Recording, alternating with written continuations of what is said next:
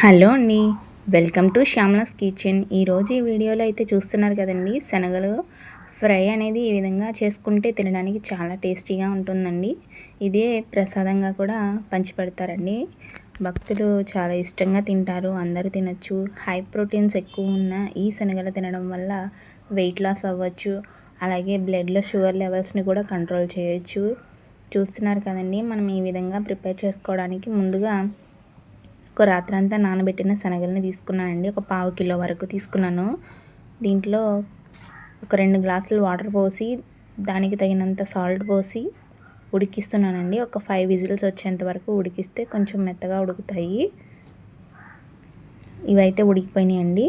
So ఇప్పుడు మనం తాలింపుకు prepare చేసుకుందాము.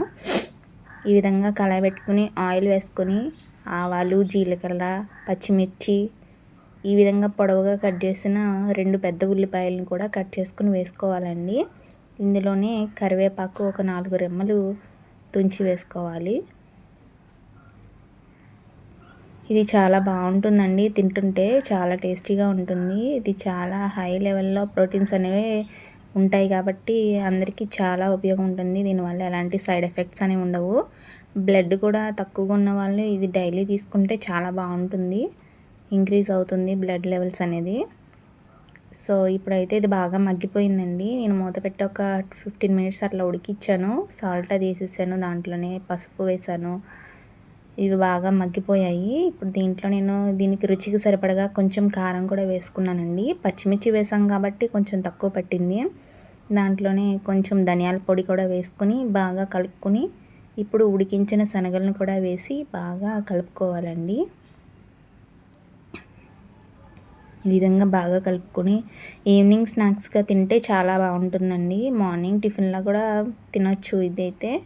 ఇది చాలా ఈజీ ప్రాసెస్ అండి, త్వరగా అయిపోతుంది, అలాగే ఎక్కువ లాభాలు ఉంటాయి. త్వరగా వంట చేసుకుని ఎక్కువ లాభాలు పొందగలిగే వంటకం ఏదైనా ఉందంటే అది ముందు వరుసలో ఉండేది శనగల కర్రీనేనండి.